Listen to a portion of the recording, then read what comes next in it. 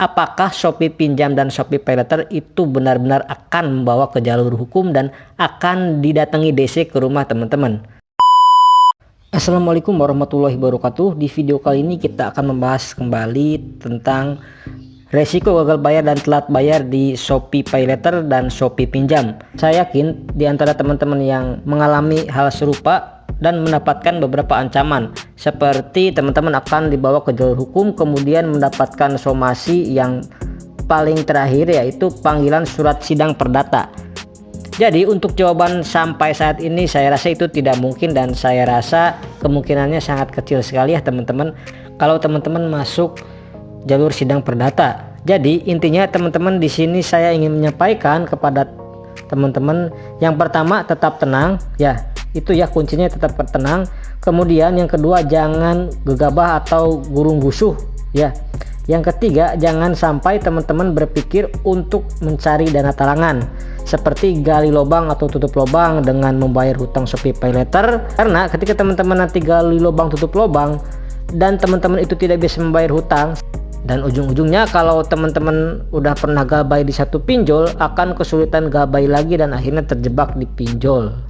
Jadi sekali lagi saya tekankan kepada teman-teman semuanya, jangan sampai hal itu terjadi kepada teman-teman.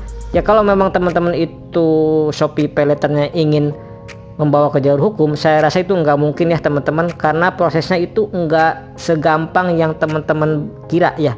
Untuk masalah DC lapangan, Shopee PayLater juga itu masih belum ada di seluruh Indonesia. Bahkan katanya cuman masih ada di Jabodetabek aja. Untuk daerah-daerah lain itu saya belum mendapatkan update-nya dari teman-teman semuanya. Untuk teman-teman yang ingin curhat mengenai Shopee PayLater atau Shopee Pinjam, silahkan teman-teman sharing-sharing informasinya di kolom komentar.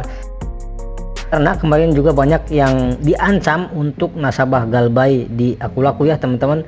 Jadi harapan saya dengan menonton video ini, teman-teman yang galbay di Akulaku, ketika teman-teman diberikan ancaman atau diberikan informasi seperti ini, maka teman-teman sudah tidak akan takut lagi ke depannya. Ada beberapa hal atau kasus ya teman-teman, di mana nasabah itu di email atau di WA serta di telepon dan ditakut-takuti dengan pasal 378 KUHP dan 372 KUHP, yaitu pasal penipuan dan penggelapan. Nah, ketika mendengar hal tersebut itu akan ketakutan, karena kita agak awam ya dengan pasal-pasal hukum seperti ini. Ya entah mereka mengecek sendiri apa enggak, pasal 378 dan pasal 372 ini isinya apa, tapi yang jelas ini bukan merupakan hal yang harus teman-teman khawatirkan. Kenapa? Karena pinjol itu kan urusannya perdata ya teman-teman, bukan pidana.